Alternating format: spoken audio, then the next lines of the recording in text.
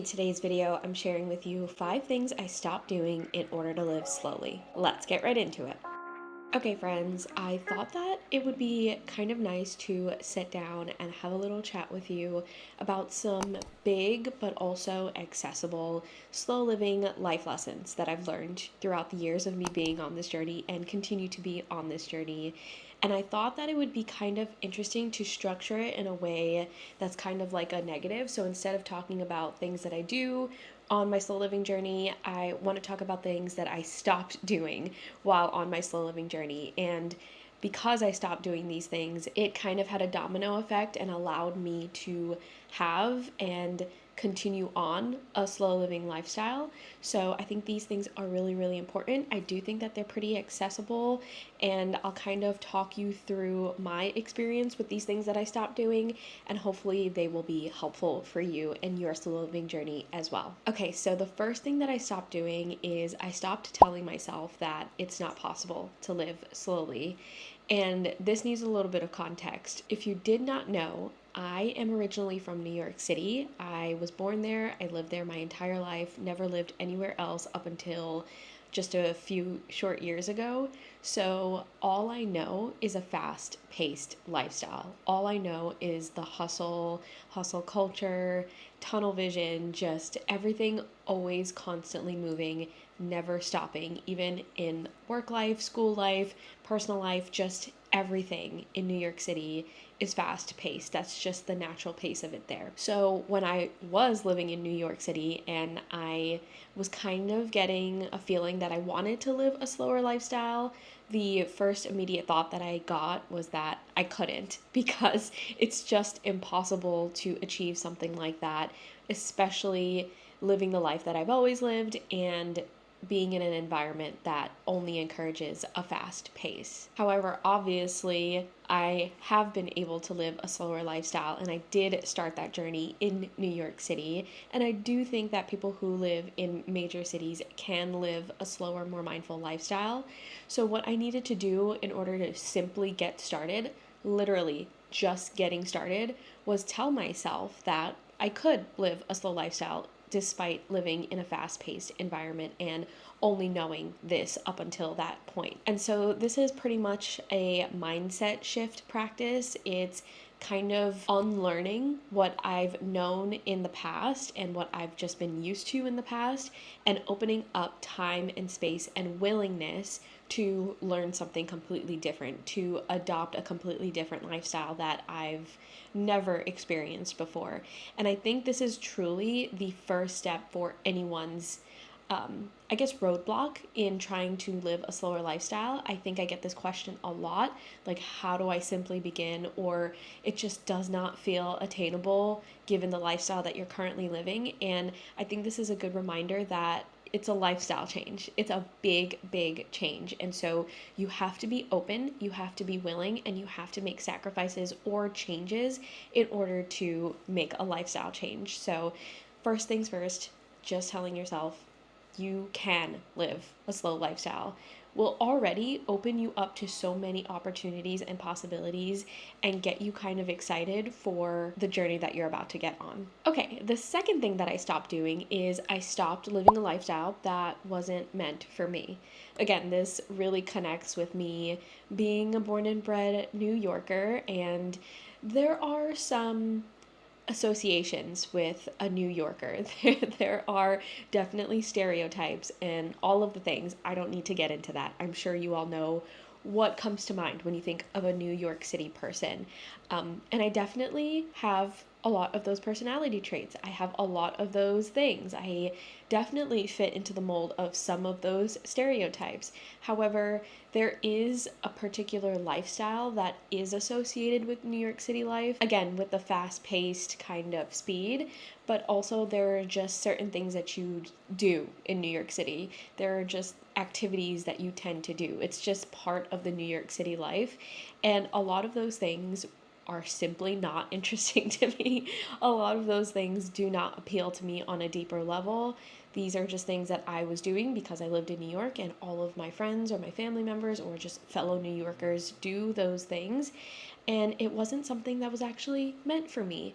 I don't want to actually go into super, super specific things because I know that some people might be like, hey, I love those things and I want to live a slower lifestyle. So I'll just say that it's very specific to me and not being genuine to me and what is most appealing and most fulfilling in my lifestyle.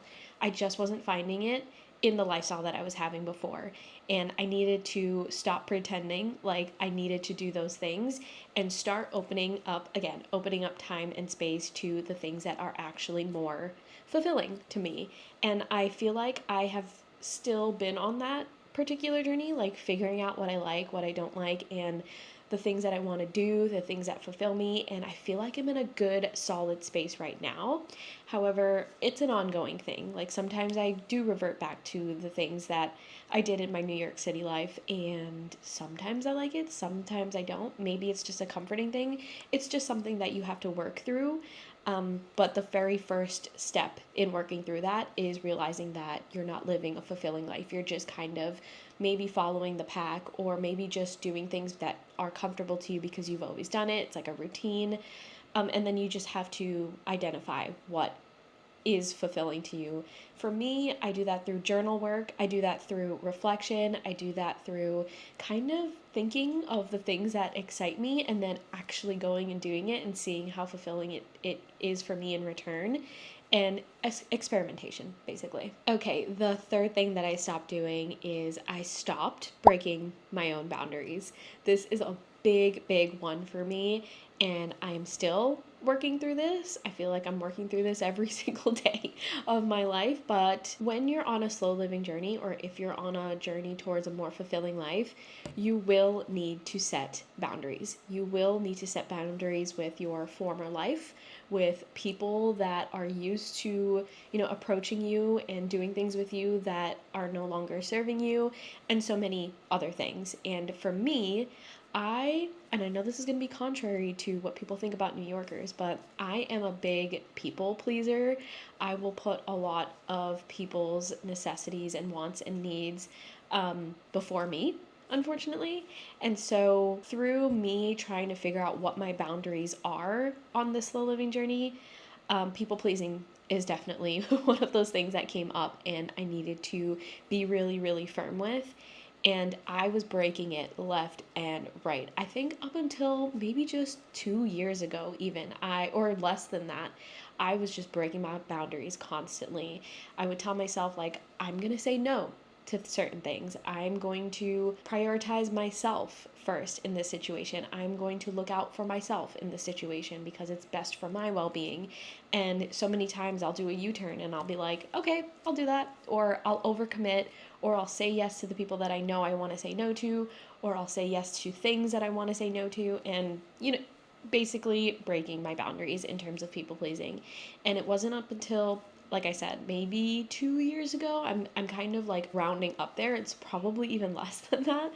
I finally found comfort in saying no. I finally found comfort in putting myself first and not feeling guilty for that, but actually understanding that this is for my well-being and I'm looking out for myself. And no disrespect to anyone that I'm saying no to, but I have to say no in that particular situation. And it's not personal, it's not an offense, it's not an argument, it's not a confrontation.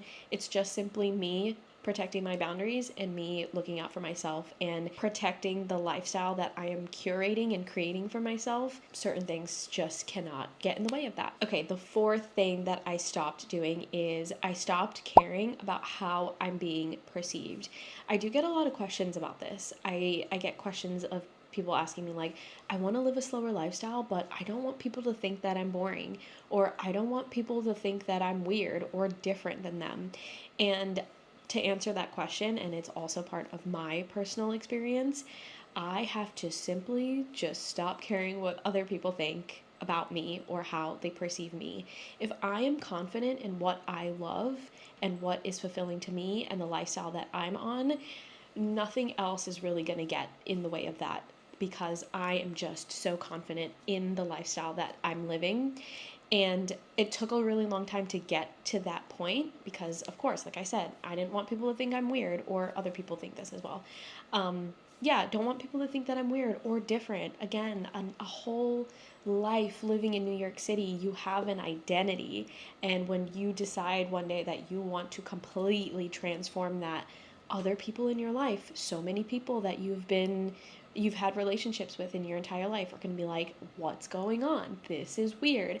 And it's going to really stray away some people. But I will argue that those people possibly weren't there for you in your most genuine moments, and maybe just wanted you there to appease their own life or their own insecurities or their own, I don't know, whatever it may be. But the point is, you have to stop caring. And that's exactly what I did. This is kind of like part of the boundary thing as well. Like, not caring and just not thinking that it's personal. It's not a direct attack to anyone around you. It's just you looking out for you, and you've got to do what you've got to do to look out for yourself. And that includes very gently, very kindly moving towards a more slower lifestyle. It doesn't have to have a negative connotation to it. Okay, and the last thing, the fifth thing that I stopped doing, is I stopped shopping excessively. And I know this is a funny one to kind of end the video off with because it seems a lot more shallow than the other things, but this could run deep, especially in 2025 where consumerism is just rampant. It's insane, in my opinion. But I was definitely an excessive shopper. Sometimes I would, not sometimes, all the time, every single weekend, I would be out at the stores, and it would just be a routine thing for me to go to the stores and walk around and have to pick something up every single time. Not because I needed it, but just because I felt weird leaving a store without getting something. Majority of the time of me getting something, it would no longer be interesting to me after just like a few months, or maybe even less than that. It was just really, really excessive, really mindless, and it's pretty damaging. Not just from my wallet, but also just the whole consumerism conversation. We become addicted to just spending money on things that are flashy and shiny and trendy. And because you're shopping so much, because you're looking for these flashy, trendy things all the time, you are just invested, and a little bit too invested in trends, and too invested in things that are not actually fulfilling and important to you, but just trying to constantly stay on trend. And that doesn't feel genuine. At least for me, it doesn't feel genuine. And it doesn't really protect or fulfill or encourage the lifestyle that I'm living if all I'm doing is finding trendy things that don't actually apply to my lifestyle. Does that make sense?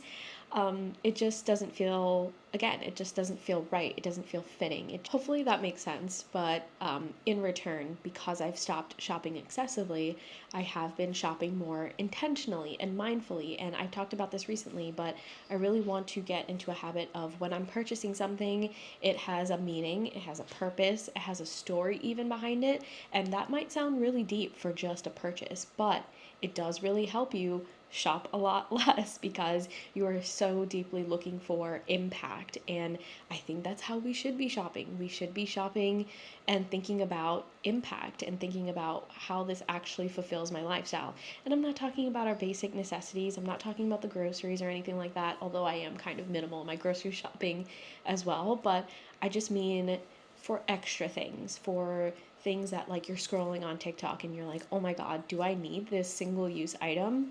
More than likely, no. But if it tells a story, if it's something that's really important and impactful to you, then maybe, yes. And this is where the mindfulness comes in.